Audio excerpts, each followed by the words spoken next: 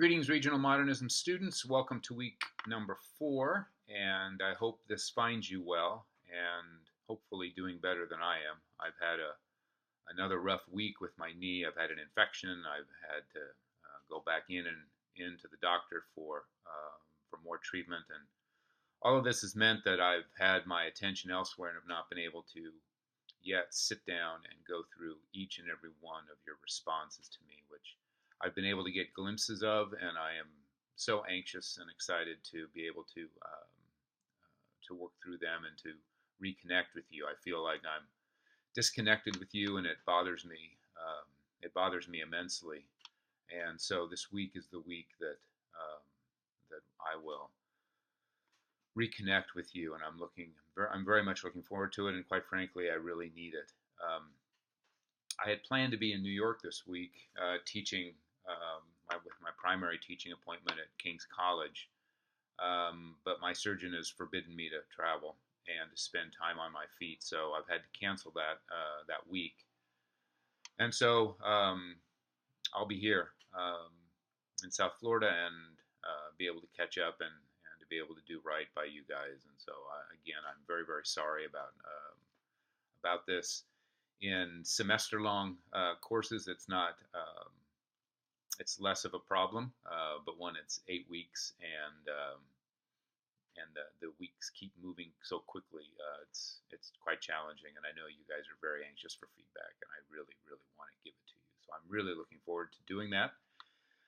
This week we're now beginning to move from our conceptual orientation to some more practical, a more practical focus on American artists, and moving to our Wanda Corn textbook, and exploring really, and a question that a couple things I want you to be thinking about is, what does it mean to be an American? And how the visual arts embody that, and embody the tensions and the complexities, the diversity, the questions of what it means to be an American. And one of the things that makes this question about regional and modernism, of how we transact and move through the local and the international, the embodied and the abstract, the concrete and the conceptual, the micro neighborhood and the macro global, is just part of what, as human beings living in the conditions of modernity, we experience, and their challenges and blessings and opportunities. But one of the things that makes the arts so interesting is they take that basic human biological, cognitive, experiential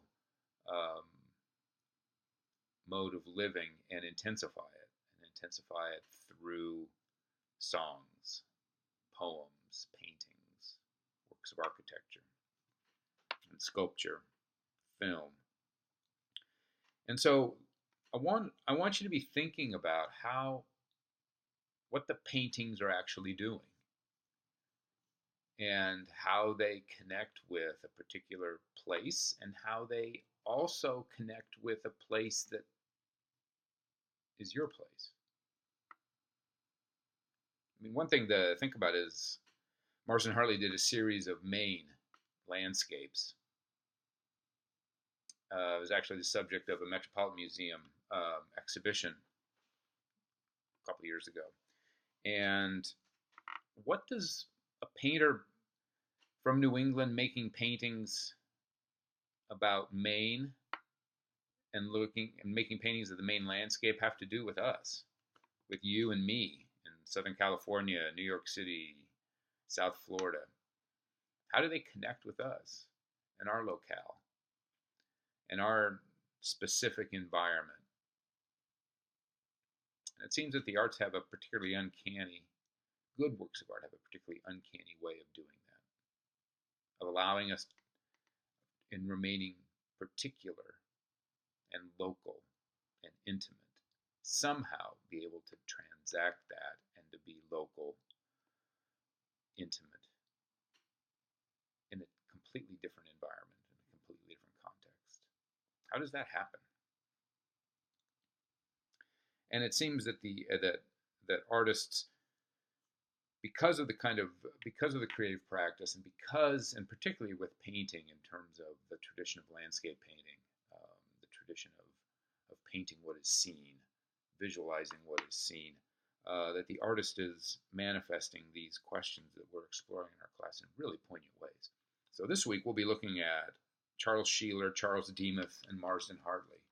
Artists, American artists that are being influenced by, that want to make paintings that are in conversation with Paris, with European modernism, with a way of thinking about and making paintings and understanding how the visual arts operate in society in a way that's a different way than it had been operative in the United States. So while Paris was experiencing the revolutions and the political revolutions of the middle of the 19th century, the upheaval of the 19th century after the abdication and the exile of Napoleon, the beginning of the 19th century, which again, the end of the 18th century of the French Revolution, which is completely unlike the American Revolution. That the American Revolution is a political one based on colonial freedoms. The French Revolution is a comprehensive cultural upheaval. Artists were put on the guillotine block.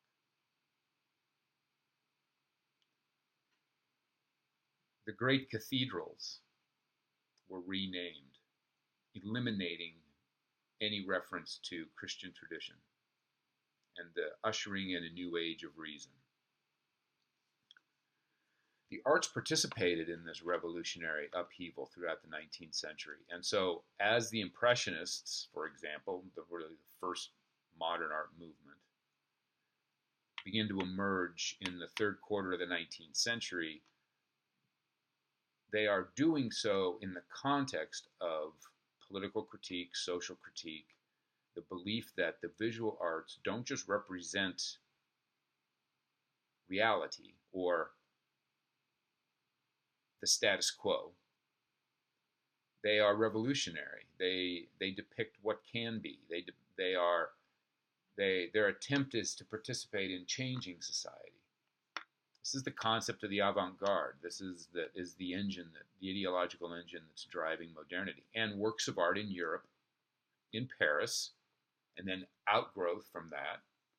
Artists from Europe are coming to Paris to learn to what it means to be an artist who is making work that just doesn't represent the world, but is an attempt to change the world, to transform it, to participate in cultural critique and political critique and social critique.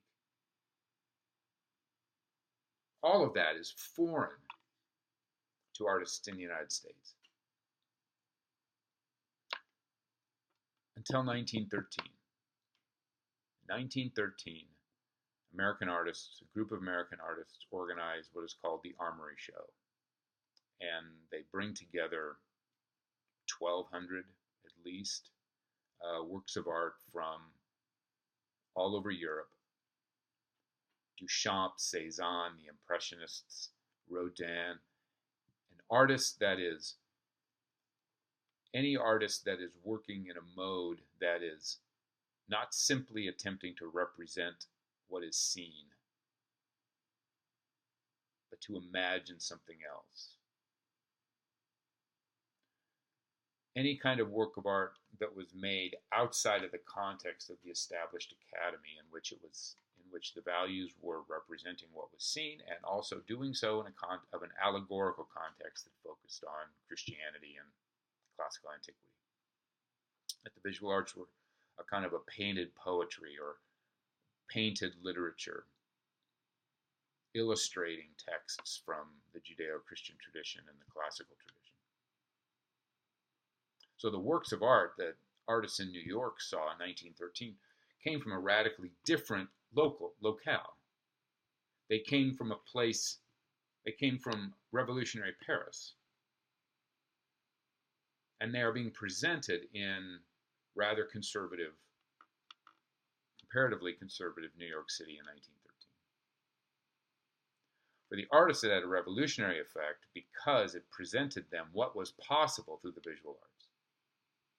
The challenge was for an American artist who was not participating in, didn't live and breathe and have their being in the revolutionary instability and burden and utopian optimism in Paris, taking the forms that were coming out of that locale and trying to adapt them, make them their own. And so one of the ways you can describe the development of modernism, you can boil it down and just say shorthand for modernism in this context is abstract painting. Artists were trying on abstract painting like a suit, trying to see how it fits, how they can adapt it. And what you have with artists like Sheeler, Demuth, and Hartley, all three of them in very different ways are trying on the suit of abstraction. They're doing so, the results are very different. Not only amongst each other, but also they're very different from the Europeans. And there's a much greater connection for the American landscape painting tradition. One of the great advantages of the American landscape, or the American tradition in the visual arts, is that the American tradition does not have the centuries of the European tradition. They don't have the centuries of the medieval and the Renaissance legacy and the classical legacy and the Baroque legacy and the presence of these monuments that serve as in many ways burdens or shade them, tint their glasses as they're looking out into the world. And one of the great academic traditions in Paris and in European academies was that you did not go out into the landscape and paint directly. The landscapes were allegorical. They were idealized. They were fictionalized in an attempt to focus on a no place. The classical French paintings of Poussin and Lorraine, for example, the classical paintings in the Academy, the landscapes did not offer you a particular place. They were unrecognizable. They operated as utopia, or they operated as Eden, or they operated as the a historical backdrop for a mythological scene, or the Trojan War, or the rape of Lucretia, or historical scene in terms of the Gospels, or Abraham and Isaac. The landscapes were not recognizable locale, in part because it was just perceived to be mundane. The London landscape, the Paris landscape, there's nothing spectacular about that. But the classical Italian landscape, the 13th century landscape of Petrarch, of the classical Italian tradition of classical Rome. Now that was something that was exalted. But for the Americans, they didn't have any of that. And so really from the very beginning, in the 19th century, in American painting, artists were going out into that funky American landscape. And it's hard to describe just how funky the landscape was and strange it was. Gigantic country, unlike the European countries. Vast areas of space, unexplored territory, totally different climates, just incredibly exotic and dangerous, and any way to feel that perhaps if God wasn't in those churches, those medieval cathedrals, God was here in this nature. God was there. There was something mysterious about that locale. And so the American painters, Bierstadt, Thomas Cole, and part of that Hudson River group, they were painting from particular locale. So you can look at an Albert Bierstadt painting and say, oh, that's Yosemite. That's Yosemite there. Those are the Rocky Mountains. The particular locale. And so the particular locale for the American painters is something that they are then trying to speak through a language of abstract painting or speak through the language of American modernism. And so one of the interesting things to look at is, what did they come back with? How did Sheeler and Demuth and Hartley tailor their modern suits to adapt to their environment? And when they trained their eyes on what they saw in front of them, how was it transformed? So those are some things to think about. And as modernism is so foreign in 1913 with the Armory Show, with the founding of the Museum of Modern Art in 1929, it begins to become New York. It begins to become something like an American modernism begins to develop into the 30s and into the 40s. In part because of what happens after the First World War. I mean, think about when the Museum of Modern Art is founded, 1929, the year of the Great Depression. It's also crisis in Europe, crisis in Central Europe. There is the foment of National Socialism. There will be, by 1931, Hitler is making inroads to power. What occurs then, what is the threat? Hitler and Nazism poses a threat to modern art and modern artists. And so the Museum of Modern Art becomes this repository where the work from Europe is salvaged, brought to New York, and kept safe. And artists then begin to move as they are fleeing Germany, fleeing Europe, fleeing Paris by the end of the 1930s, because Paris falls to the Nazis in 1940. New York becomes a place where the Europeans go. And so then a painter like Piet Mondrian, the steel painter, living in New York in the 1940s, paints a painting called Broadway Boogie Woogie. So a Dutch modernist is learning to transact his environment in New York City. And what does it mean to be an expatriate? For those of you that may have been in the military or serving in the military now, or a partner of one who is serving in the military, what's it mean to be an expatriate? What's it mean to be an American living somewhere else?